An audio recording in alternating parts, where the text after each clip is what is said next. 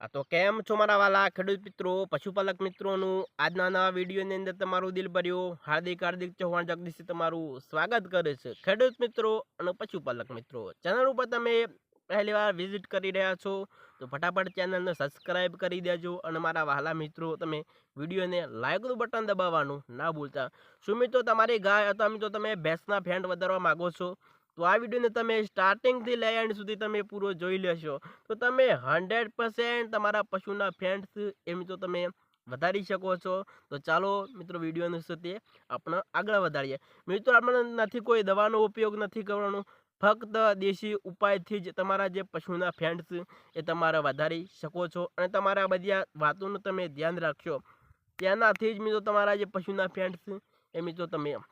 વધારી શકો છો। સૌ પ્રથમ જો મારા વહાલા મિત્રો જો વાત કરું તો જ્યારે મારા વહાલા મિત્રો આપણે જે દૂધ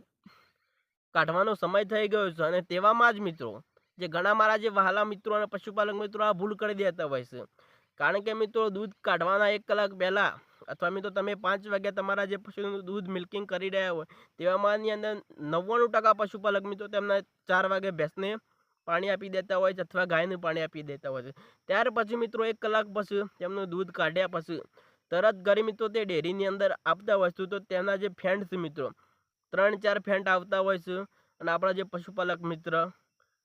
ફરીથી તેને ઘરે આવી અને ઘણા બધા નુસ્ખા અપનાવ્યા છતાં પણ મિત્રો તમારા પશુના ફેંટ ના વધ્યા હોય તો આ વિડીયોને તમે સ્ટાર્ટિંગથી લઈ એન્ડ સુધી તમે પૂરો જોવા બેસી જવાનું છે અને વિડીયોને લાઇકનું બટન છે સાથે સાથે એ પણ મિત્રો તમારે દબાવતું જવું પડશે, બરાબર।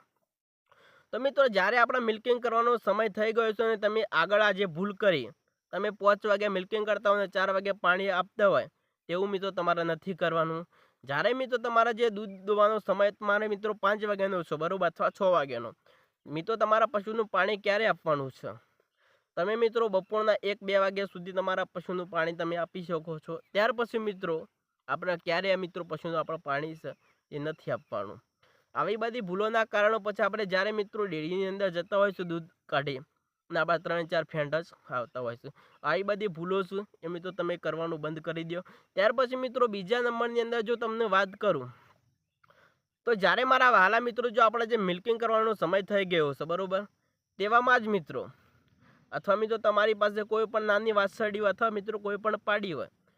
તે પાડીને મિત્રો અથવા મિત્રો નાના વાછરડાને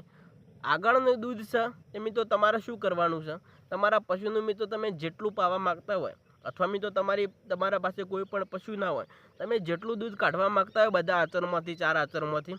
તમારા બધા આચરમાંથી મિત્રો 100 ગ્રામ જેવું દૂધ છે તે મિત્રો તમારે અલગ કરી લેવાનું છે અથવા મિત્રો તમારી પાસે કોઈ પણ નાનું પશુ છે બધા 4 આચરમાંથી તમારે થોડું થોડું તમારા પશુનું પાઈ દેવાનું છે, બરાબર। જ્યારે મિત્રો આગળનું દૂધ છે એ મિત્રો તમારે અલગ કરી દેવાનું છે અને જ્યારે મિત્રો ઘણા જે પશુપાલક મિત્રો શું કરતા હોય છે સ્ટાર્ટિંગની અંદર પણ પશુને થોડું દૂધ પીવડાવતા હોય છે, ત્યાર પછી મિત્રો વાત કરું તો દૂધ મિલ્કિંગ કર્યા પછી પણ ફરીથી જે વાસરડાનું છે તે મિત્રો દૂધ પાવા માટે છોડતા હોય છે। આ બે ભૂલો તમારે નથી કરવાનું। જેટલું મિત્રો તમારા પશુનું તમે દૂધ પાવા માગો છો તે બધું દૂધ છે તે મિત્રો તમે સ્ટાર્ટિંગની અંદર પી દેશો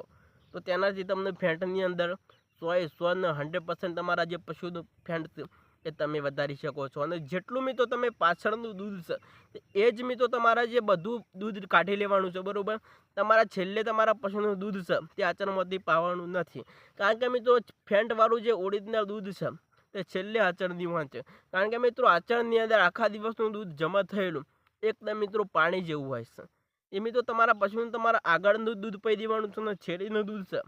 એ મિત્રો તમારા પશુને ક્યારે પણ આપવાનું નથી। ત્યાર પછી જો મિત્રો તમે ડેરીની અંદર જે ફેંટ તમે કઢાવો ડેરીવાળો પણ ચોંકી જશે કે આટલા બધા ફેંટ। આવી બધી ભૂલોના કારણે આજ સુધી આપણા જે પશુના ફેંટ છે તે નહોતા વધતા। તો ચાલો મિત્રો ત્રીજા નંબરની ટીકના અંદર જો વાત કરીએ તો જ્યારે મિત્રો તમારું મિલ્કિંગ થઈ ગયું છે ત્યારે જ મારા વહાલા મિત્રો તમારા ડેરીની અંદર મિલ્કિંગ કરીને તરત જ ઘરે તમારા જો મિત્રો તમારા ડેરીની અંદર આ દૂધ છે તે નથી આપવાનું અથવા મિત્રો તમારા જે અડધો કલાક અથવા મિત્રો 20 થી 25 મિનિટ જેવું એ મિત્રો તમારી પાસે કોઈ પણ મિત્રો નાની પાણીની ટાંકી હોય અથવા મિત્રો કોઈ પણ મિત્રો તમારી પાસે તગાર હોય તે તગારની અંદર પાણી ભરી અને આપણી બહેણી છે તે આપણું જે મિત્રો ગરમ દૂધ છે તેને મિત્રો આપણે ઠંડુ થવા માટે મૂકી દેવાનું છે। 20 થી 25 મિનિટ જેવું તમે ઠંડુ પડવા મૂકી દેશો અને ત્યાર પછી જો મિત્રો તમે ઠંડા દૂધના જો તમે ફેંટ કઢાવશો તો તમારા 3-4 ફેંટ આવતા હતા તો તમારા 6-7 ફેંટ તે મિત્રો આવવા લાગશે. અને એક દિવસ મિત્રો તમે ગરમ દૂધના પણ તમે ફેંટ કઢાવશો તમને આજ સુધી આપણા જે ઠંડા દૂધના ફેંટ આવતા હતા ગરમ દૂધના ફેંટ આવતા હતા એ પણ મિત્રો તમને તફાવત છે એક દિવસ તમને જરૂર જોવા મળશે. તો ચાલો આ બધી વાતોનું તમે કમ્પ્લીટ ધ્યાન રાખશો. તમારા કોઈ પણ મિત્રો દવા લાવવાની પણ જરૂર નથી અને તમે 0 રૂપિયામાં તમારા પશુના ફેટ એ મિત્રો તમે વધારી શકો છો. તો ચાલો આજના વિડીયોની અંદર આટલું જ. ફરી મળીશું નવા વિડીયોમાં નવા એક સરસ ટોપિક સાથે. મારા વહાલા ખેડૂત મિત્રો અને પશુપાલક મિત્રો, ચેનલ ઉપર તમે પહેલીવાર વિઝિટ કરી રહ્યા છો તો ફટાફટ ચેનલને સબસ્ક્રાઈબ કરી દેજો અને મિત્રો વિડીયોને